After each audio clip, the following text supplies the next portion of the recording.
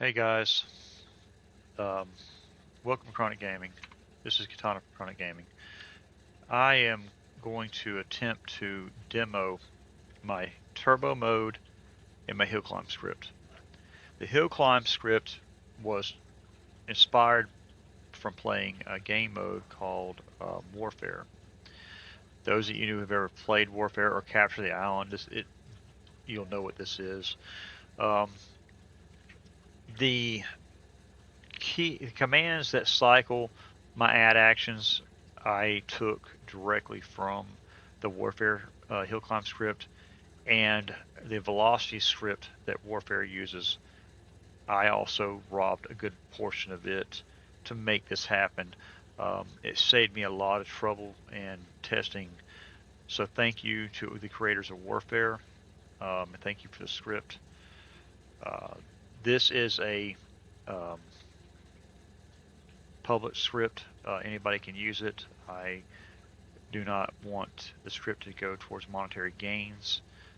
Feel free to use it and modify it as you see because it's open source, but no selling or profits are to be made using this. I'm giving it out freely.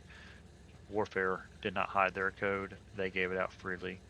So please respect those that have created, and if you use it, please pass on credit to the creators, Warfare and Katana from Chronic Gaming. With that, if there's any modifications you made or any improvements you made, please pass them forward and add your name to credits. Um, with that, again, I know I'm kind of rambling. This user interface that I created, um, it was actually inspired from the Pilot HUD script and the way that the gentleman that made it, I don't know who made the script, but the way he made it, I kind of mimicked. I read through the code and mimicked how they did it, and created my own user interface for the hill climb and the turbo mode. The vehicle that you're in is shown. The gear mode you're in is shown. Your speed, your vehicle health, your vehicle engine health, your fuel level, and whether or not you have tracks or wheels, and how many wheels and tracks you have.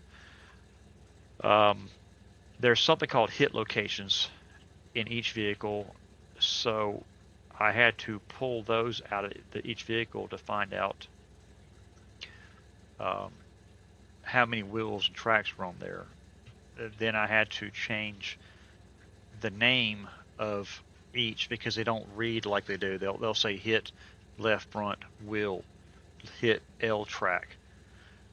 I just discovered while testing that my wheels are not right because it has on a Hemet there's 8 wheels, and it has left front wheel, left front one or left front two wheel, or it'd be LF2, then LFM wheel, and then LB wheel. I thought the left front and the LB would be the call for a four-wheel vehicle. I am wrong. The four-wheel vehicles actually show LF wheel and LFM wheel. When I fix that, I won't make another video to show it, but right now the calls for four-wheeled vehicles are wrong. I will figure that out and test it. When you use you can't really see it here, but when you use the booster mode, if you go into boost mode on, let me just start moving forward. If you go into boost mode on, it turns the booster on. While if you're driving and your speedometer turns red, you are accruing engine damage every 5 seconds of boost. I almost certain I put it in there if you have a key down press, which key down means it detects that you're pressing a particular key. So I'm pressing the forward key. If I let go, I'm about 99% certain if I'm not pressing the key, but I'm still going in the red line speed, I won't accrue engine damage. I'm just kind of coasting. But also, you incur fuel consumption penalty while in boost mode. So you have to balance how much you boost. can't just boost across the map 100%. If you come to a complete stop, I don't know if you noticed it, I'll do it again. If you come to a complete stop, it goes back to high gear. You don't just sit in boost mode. Low gear mode, I can't demo that on this map because it's not a big enough hill to really show you the benefit of it. But if you go in low gear mode, you have a minimum and a max speed. It'll help you climb hills a little bit better. I have tried to, let me go to a modern tank. I've tried to, I'm going to go to a Barsuk or an Angara. I'll go to the Angara. I've tried to not interfere with your default pictures for your maps and whatnot. It's almost lined up. Looking at it now, I see I need to adjust a little bit more to the right. For those of you that don't know, since I'm here talking about this, if you've modified your display settings, then you know this. But for those of you that don't know, if you go into game, then layout, you can physically move these somewhere else. And the reason I'm sharing this is for those of you that have wide monitors or triple monitors like I do, all this information is going to be to the extreme right of your screen. It's neck breaking to try and look at all of it. So you can modify that, save it, and you can create a profile so you can switch between stuff real easy.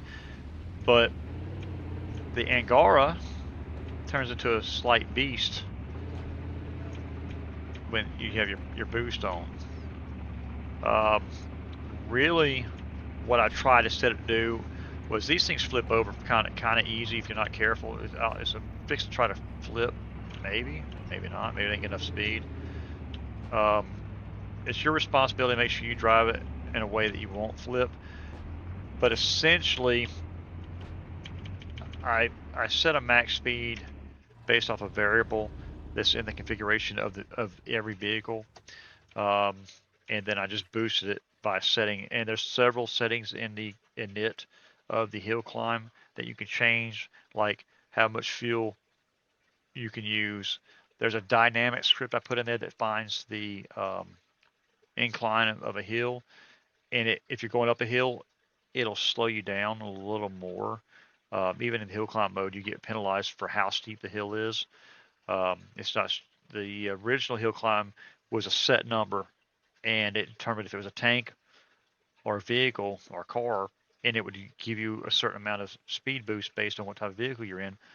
Mine takes the max speed of the vehicle, and it subtracts the max speed of each mode, turbo, hill, and of HillClimb mode. I mean, turbo mode, go mode, and of HillClimb mode, it subtracts your max speed based on how steep the hill is. But with that, inversely, you might find yourself a boost going downhill, so you have to be careful with your turbo mode. I'm rambling, and I apologize. I guess I need to write a script out so I can stay on target and get my points I'm trying to make. With that, you can see this one here, it has 6 wheels. It shows all 6 wheels. This vehicle here, I know for a fact, will roll. So we're going to turn on boost mode. And you can try to counter it. Some vehicles, I mean, the faster you go, obviously, the easier it's going to be to tip. And not a major deal on a regular multiplayer server that has a flip script. But since I'm in the editor doing all this, I cannot get back in the vehicle. And for some reason, the World War II mod will not let me put guns away. So I'm going to have to chase that, find out if it's something in the code I wrote or something in the mod. Very annoying to me that I cannot press the 4 key. Let's go over and look at the Hemet.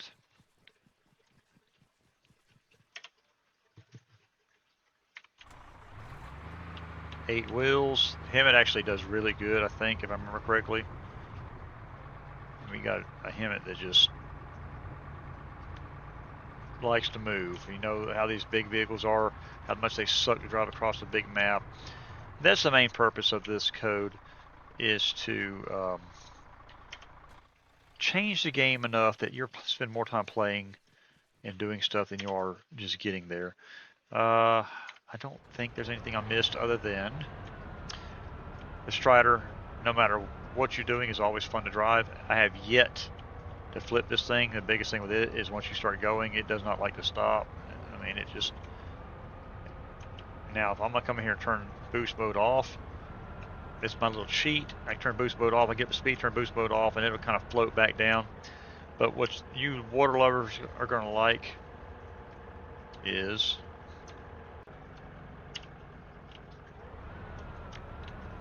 It is not intentional, it didn't mean for this to happen.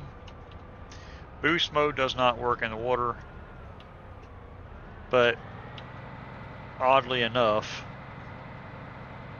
low gear does. You can't really turn. I'm pushing hard right now. It won't turn. It just goes in a straight line. But that sure does beat. So I'm doing 20 max. I may go in there and modify it a little bit to try to help out. But you get a freebie. You're going across the water for free. With if you need to turn, just turn or turn off the low gear mode. But go into low gear mode, it actually boosts you. And you come to a complete stop. Still saying it's in low gear mode, so I come to a complete stop and change angles, you know, or just simply go back to regular mode. It goes back to driving normally. Never thought about it, didn't plan on it. I have zero intentions of taking it out. You could always put check the surface type. If it's water, make it where you don't have the option at all. I don't think there's anything else I need to show other than I'm going to try to fix the HUD so it shows up the appropriate wheel locations. I'll do some testing on that. Thank you guys for watching. Thank you for listening to me ramble. Have a good day.